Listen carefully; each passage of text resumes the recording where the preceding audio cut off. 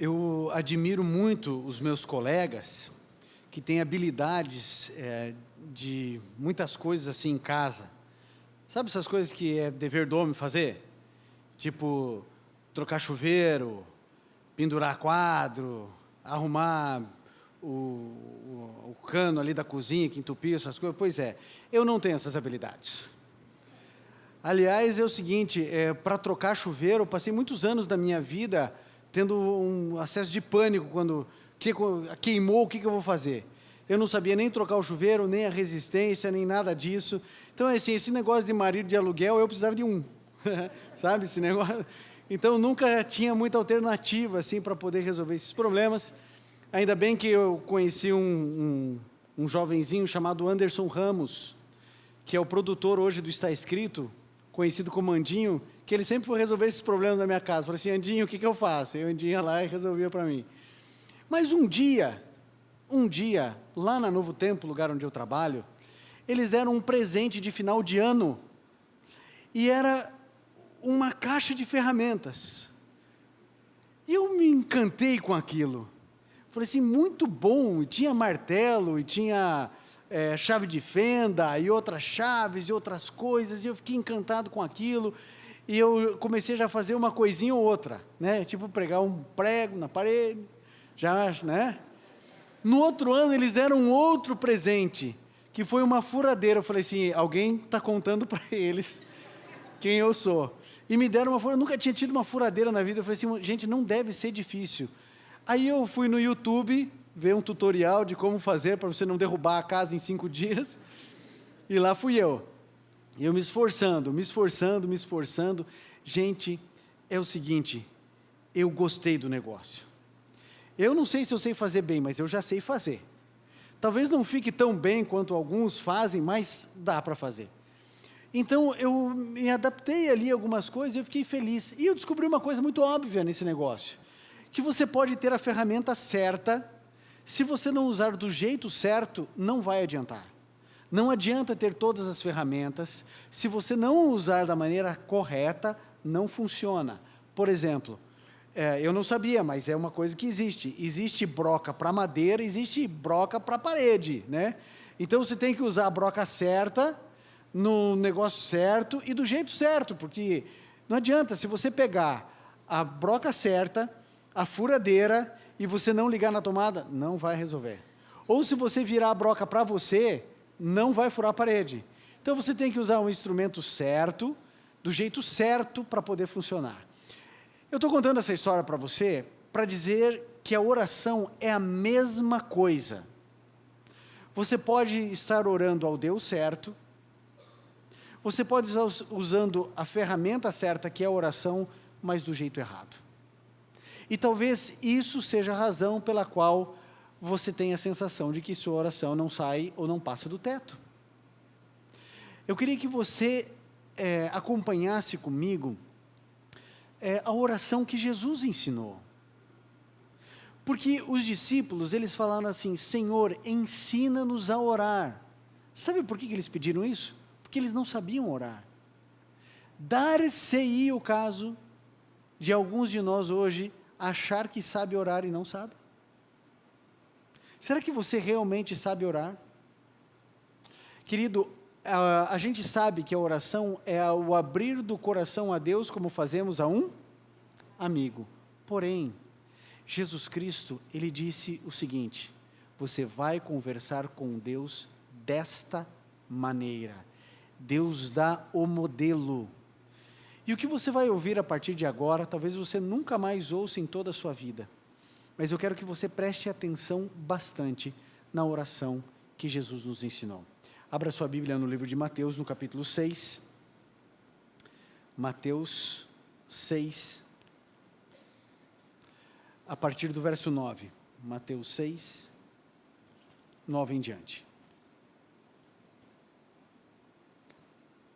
Mateus 6, 9 a 13, nós temos aqui a oração do Pai Nosso. Olha só o que diz aqui, Jesus falando, vocês orem assim. É para orar de que jeito? Assim, ok. Pai nosso que estás nos céus, santificado seja o teu nome. venha o teu reino, seja feita a tua vontade, assim na terra como no céu. Dá-nos hoje o nosso pão de cada dia. Perdoa as nossas dívidas, assim como perdoamos aos nossos devedores. E não nos deixes cair em tentação, mas livra-nos do mal, porque teu é o reino, o poder e a glória para sempre. Amém. Uma oração que todos nós conhecemos, talvez a maioria de nós conheça esse verso esses versos de cor, mas eu quero analisar ponto por ponto, para que você entenda realmente a oração que Jesus ensinou. O primeiro texto que nós vamos analisar é logo o versinho 9. Acompanhe comigo porque diz assim: Pai nosso que estás nos céus, santificado seja o teu nome. Primeira coisa, você percebeu que o Pai não é meu? Você percebeu que o Pai é nosso? E se o Pai é nosso, Ele está preocupado comigo e com você. Ele não está preocupado mais comigo do que com você. Deus não tem os seus filhinhos preferidos ou prediletos. Deus é o nosso Pai. Lá em casa eu tenho 2 filhos, e eu os amo na mesma intensidade, de maneiras diferentes, porque eles são diferentes, mas os amo na mesma intensidade. E por isso, lá em casa, as coisas precisam entre os 2 serem repartidas irmãmente. Então tem uma metodologia que é muito simples. Por exemplo, tem suco, e tem pouco suco, e tem que dividir para os 2. A regra é simples, um divide, o outro escolhe. Acabam-se os problemas, porque o indivíduo sabe que o outro que vai escolher. Então ele tem que dividir milimetricamente igual. Boa saída, né? Um divide, o outro escolhe. Por que eu faço isso? Porque eu não quero briga, né? E é interessante porque se você dá um dinheirinho para um, o outro quer um dinheirinho. E aí sabe o que funciona? O mais velho, às vezes, tem uma autonomia, uma necessidade de um dinheirinho um pouquinho maior. Mas a pequena, ela quer o mesmo valor, mesmo sendo menor, e não tendo a mesma necessidade. Na percepção dela, a justiça é entregar igual. Mas talvez justiça seja tratar os desiguais de maneira desigual. Então, há um conflito de percepção do que é justiça entre os filhos, e isso ocorre conosco. A gente pensa, por que o fulano tem e eu não tenho? Por que o outro recebeu isso e não recebeu? Por que esse problema acontece comigo e não acontece com o outro? Por que Deus fez isso para o outro e não fez para mim? O Pai é nosso. A gente precisa cuidar, porque quando, por exemplo, você ora para passar no vestibular, né? Senhor, por favor, me ajude a passar em medicina na universidade pública. Você está dizendo a mesma coisa, Senhor, derruba outros 75 filhos do Senhor, para que eu entre e eles não entrem, porque, né, se é 75 por 1, quando você pede para você entrar, você está dizendo assim, Senhor, elimina 75 para mim. O Pai é nosso, o Pai não é meu. O Pai é nosso, é aquele indivíduo que está orando para não chover porque quer ir para a praia, e o outro orando que chova porque tem que cair água na horta. O Pai é nosso, e o Pai administra tudo para todos, e somos todos filhos. Então, a primeira concepção, você deve orar, Pai nosso, que estás nos céus. O que deve ser feito com o nome de Deus? Santificado. Entenda o que eu vou dizer para você. Deus, Ele é um amigo, mas Ele não é um amigão. Entende? O amigão, a gente dá um tapa na nuca, assim, né? Fala assim, oh, cadê você e tal. Deus não é um amigão. Ele é um amigo, mas não é um amigão. Ele é um amigo próximo, um amigo que você pode chorar no colo dele, mas você não pode desrespeitar. Santificado seja o teu nome. E agora eu queria que você percebesse uma coisa que talvez você nunca tenha percebido na oração do Pai Nosso. Perceba o seguinte, você está orando para Deus nesta oração do Pai Nosso, para Deus, mas você está intercedendo por Deus. Nunca pensou nisso, né?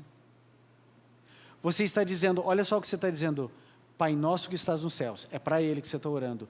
Santificado seja o teu nome. Você está pedindo que o nome de Deus seja santificado. Você está pedindo que o seu nome seja santificado, que o teu nome seja honrado? Não. Então você está pedindo, Senhor, dentro do meu livre-arbítrio, eu quero que o seu nome seja santificado. Santificado seja o teu nome. Olha você orando para Deus, ou por Deus mais uma vez. Venha o teu reino. Venha o teu reino. Venha o teu reino. Pai nosso que estás nos céus, santificado seja o teu nome. Você está orando e intercedendo por Deus. O próximo verso, o verso 10, diz exatamente isso. Verso 10, venha o teu reino e seja feita a tua vontade, assim na terra como no céu.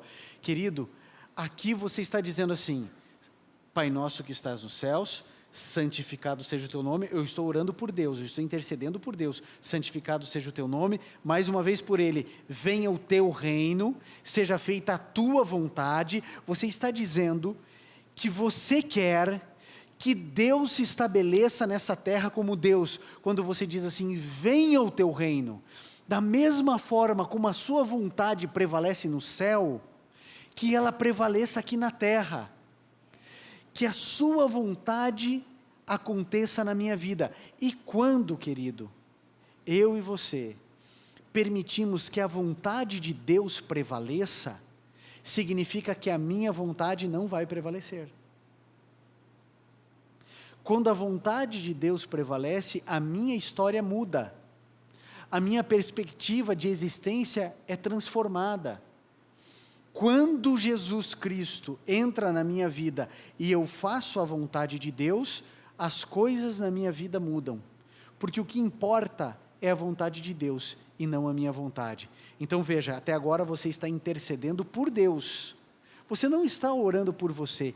Quando Jesus nos ensinou a orar, porque os discípulos falaram, Senhor, ensina-nos a orar. Jesus ensinou a cada um de nós a orar para Deus e por Deus. Até agora, você não está orando por você.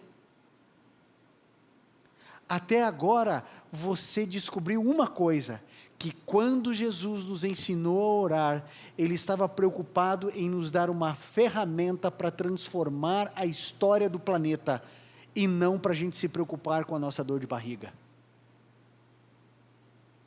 A oração é a ferramenta que Deus deu, não foi pedido de nenhum ser humano, Ele deu a oração como uma ferramenta de transformação do mundo. Quando eu declaro, venha o teu reino, eu estou exercendo a minha liberdade dizendo, eu não quero o reino das trevas, eu não quero esse reino corrupto que existe nas nações, eu não quero viver a miserabilidade que existe nesse lugar, eu quero que o teu reino venha, eu quero que o teu nome seja santificado, eu quero que a tua vontade prevaleça. Nós estamos nesse momento, quando oramos a oração do Pai Nosso, enaltecendo o nosso Criador e definindo Ele como Deus da nossa vida. Essa é a oração que Jesus nos ensinou. O próximo verso é interessante. O verso 11 diz o seguinte, dá-nos hoje o nosso pão de cada dia. Dá-nos hoje o nosso pão. Agora, mais um assunto importante. Percebeu você que o pão não é meu? O pão é de quem? O pão é nosso. O pão não é meu. Quando Deus me dá pão, Ele é meu? Ele é de quem? Ele é nosso. Quero fazer aqui uma analogia aqui com vocês, uma comparação. Imagine um cantor que você goste bastante aí. Um cantor que você ouça a música, que fale de Deus e toque o seu coração, tem uma voz linda. Já pensou nesse cantor, nessa cantora aí?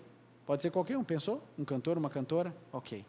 Já imaginou se ele pegar, ele ou ela, pensar assim, não, essa voz Deus deu para mim, eu não vou ficar cantando para os outros ouvirem minha voz, eu vou cantar para mim, porque para mim, Deus deu para mim, se quisesse dar para você, dava para você, não deu para você, porque Ele não quer que você tenha, então é para mim.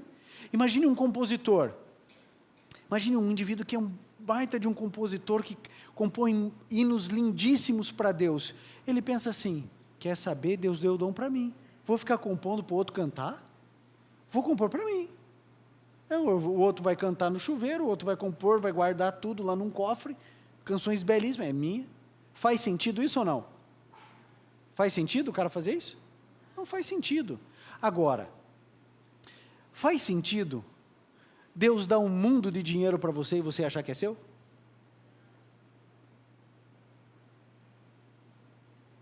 Aí faz, né? Porque eu que trabalhei, eu que estudei, né? O dinheiro é meu, né? Não é do governo, e não é seu também, é meu, porque eu que trabalhei, então é meu o dinheiro. Querido, não faz sentido, o pão é nosso. Quando Deus dá muito dinheiro para alguém, o que você acha? Que Deus está pensando assim, eu vou dar mais dinheiro para ele comprar mais uma casa, ele já tem 4, ele vai comprar a 5ª, eu quero que ele compre a 5ª, porque para Deus isso é muito importante, né? Que você tenha 5 casas. Você acha que quando Deus te dá dinheiro, ele fala assim, agora ele vai ter dinheiro para comprar uma Ferrari, agora eu vou abençoar ele para comprar, eu quero que ele compre uma Ferrari, porque ele merece uma Ferrari vermelha, banco de couro marrom. Você acha que é isso? Querido, quando Deus te dá muito dinheiro, sabe para que ele faz isso? Para você abençoar outras pessoas, para você cuidar dos pobres, para você ajudar o miserável, para você ser um conduto, para que você seja um rio de bênçãos. Como que você acha que o nome de Deus é mais santificado? Quando você acumula bens ou quando você reparte bens?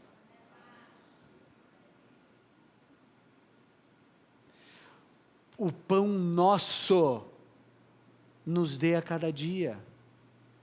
Você sabe que uma vez eu li uma tirinha assim que dizia o seguinte, era um diálogo de alguém orando a Deus e reclamando, falando assim, Senhor, o Senhor sabe que eu estou passando necessidade aqui, cadê o recurso que o Senhor prometeu, que o Senhor disse que ia sempre cuidar da gente, cadê, Senhor, por favor, cadê?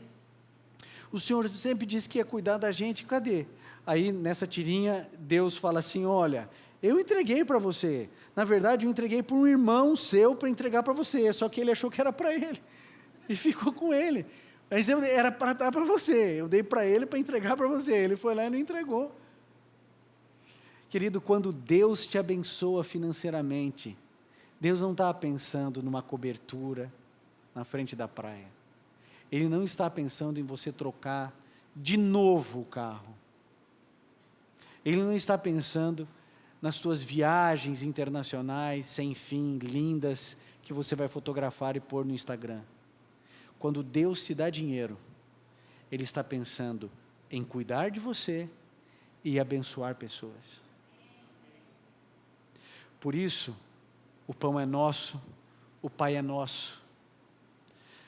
Deus quer que você seja uma padaria, entregando pão ao aflito, ao que tem fome, ao que tem frio, ao que não tem teto.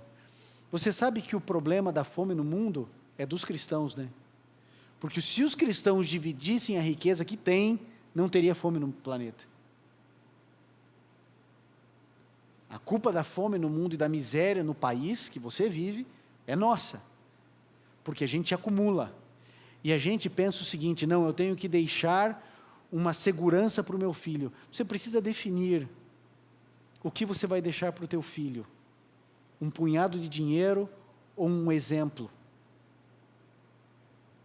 Porque se o seu filho perceber que você pega o seu dinheiro e ajuda o pobre, sabe o que ele vai fazer quando crescer, né? Ele vai ajudar. E se ele perceber que você ajuda o pobre, e você vai no teu limite da tua possibilidade, ele vai entender, meu pai não era um indivíduo que dava esmola para os outros, meu pai não era um cara rico que ia lá e pagava a conta de um pobrezinho na igreja, a conta de luz, que pegou lá R$80, dá aqui que eu pago, que não faz diferença nenhuma para ele. Quando ele percebe, meu pai tinha dinheiro, mas meu pai ia lá e construía a casa que estava caindo aos pedaços da vozinha, que tinha 3 netas que ela educava sozinha. Meu pai sempre foi rico, mas eu sempre vi meu pai ajudando Todo mundo que chegava, meu pai ajudava. Esse indivíduo vai ter no pai um exemplo, na mãe um exemplo. O pão nosso dá-nos hoje. E as pessoas precisam do pão hoje.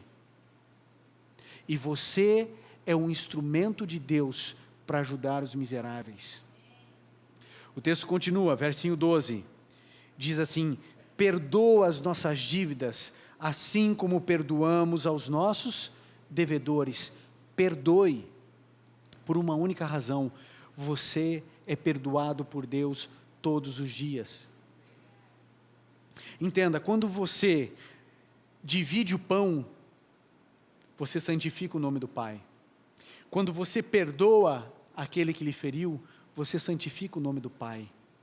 O nome do Pai é enaltecido no universo quando você faz aquilo que Ele pede. Quando a vontade de Deus se cumpre na sua vida, o nome dEle é santificado, o reino dEle se estabelece na terra.